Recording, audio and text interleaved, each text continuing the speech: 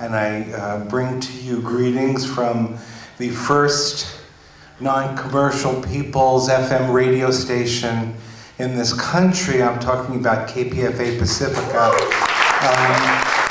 You know, we hear a lot about the First Amendment, and there's always that caveat: you can't shout fire in the theater if there is no fire, you know, cause a riot for no good reason. But if you are in that theater and you see the fire and you don't shout, you sort of slip out the side door, then you're responsible. You're responsible. This theater called the Constitution is on fire. We have to shout. No torture in my name. No torture, no more torture in my name. Make no mistake about it. The current administration has adopted torture, legalized, codified almost, the use of torture. Torture is one of the key forward-fighting tools of U.S. foreign policy. Torture. That's how far out of control we are. Well, talking about that fire in the theater, the mainstream media is ignoring that fire. And they are complicit. They've become stenographers and cheerleaders for war and corporate expansion. It's a dangerous moment. What is the job of the media?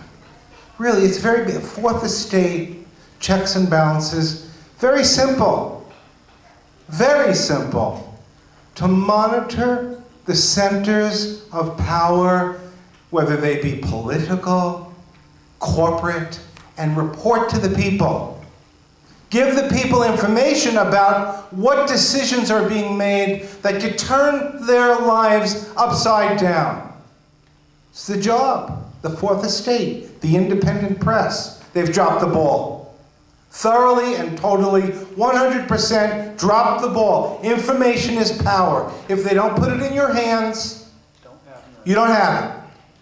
If they're not gonna, if the corporate media, if the mainstream media, if you will, is not gonna, and I include National Petroleum Radio, you know, morning rendition and all things contrived in there. Because you can't, don't say, please, don't say to me, you're a national public radio when you're taking money from the ADM, from Lockheed Martin,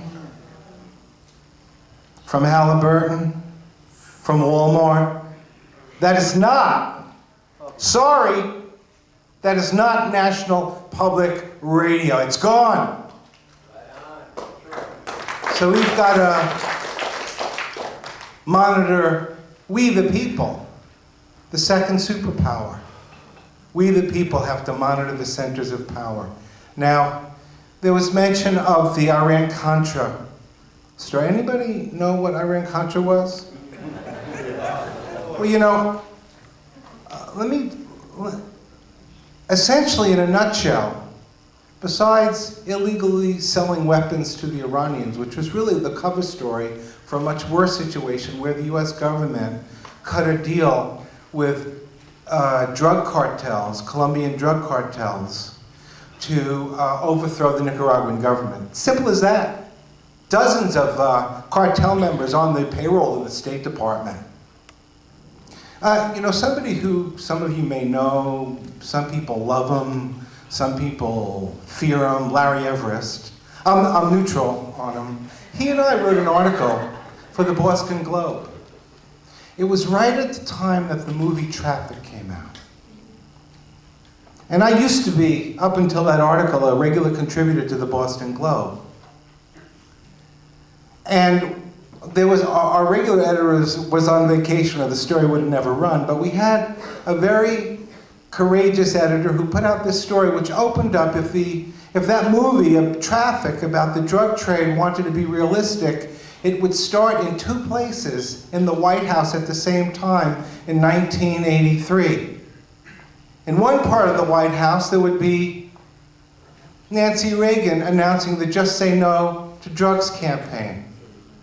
In the other part of the White House would be William French Smith, the first Attorney General under Reagan, the highest law enforcement official in the land, signing a secret finding that allowed national security agencies to work closely with drug traffickers. We always wondered, we found all these documents, we had all these proof as journalists at that time, about the CIA, Oliver North, who was running that operation. Hundreds of cites in his journals about drugs. How come nobody got arrested? There's a boom in crack at the same time that the CIA is involved in this deal. There are literally class action suits against the CIA about the drugs coming in. What's going on? How come nobody's getting arrested? Because the Attorney General, under law enforcement Reagan, signed the secret finding that allowed the United States government to hire, that the State Department to hire drug traffickers. So, now that was an interesting story. It's a story about how the US government is willing to work to undermine a real people's movement, to undermine democracy. Now, when I was thinking about Iran-Contra, the thing that is most active about the story right now is that some of the key players. Now, here's where the journalists and the mainstream media refuses to report.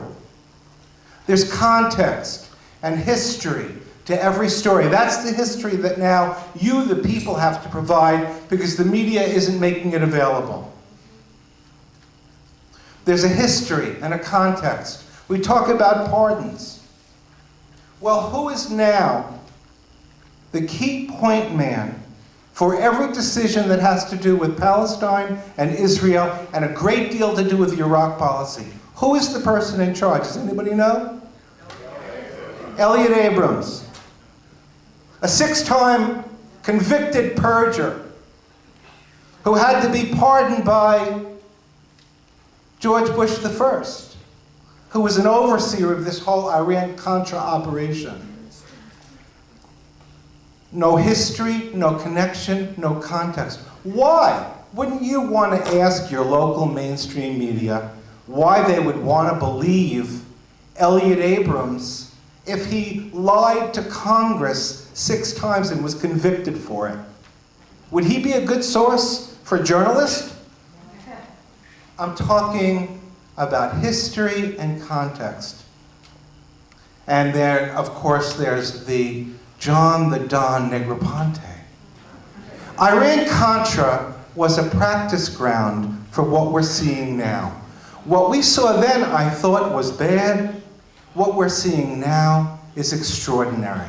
And the press has become part of the power elite instead of their questioning it. Again, that second superpower, the people, has to take the information we can now get through the internet, through alternative media, and turn that around ourselves. We have to use information, not merely emotion. I love the combination of passion and information, but we need to learn the facts, know the story, and force it out. And take our stand with information. The mainstream press is not doing it. We need to do it. If the mainstream media had any courage, any backbone, somebody like Elliot Abrams would not be there. John the Don Negroponte. They talk about the Salvador option in Iraq. That's a death squad option. Believe me, I know John Negroponte from Honduras, where he ran the overthrow of the Nicaraguan government. I have heard from nuns and priests and church workers who had their kids, their friends, their sisters and brothers, their colleagues kidnapped by U.S. operatives. John the Don Negroponte, they were engaged in a horrific mass murder. They're back because the press never held them accountable. Bush pardoned them. Bush pardoned Elliot Abrams. We have to take over where the mainstream dropped. We have to pay a lot of attention to information. We have to do a lot of our own critical thinking. I urge you to pay attention to all that's coming now and to do a little, become at least amateur students of history, contemporary history, people's history of the United States. Get a background and stand up, understand what's being said to you and fight back with information. Information is power. Thank you so much for having me.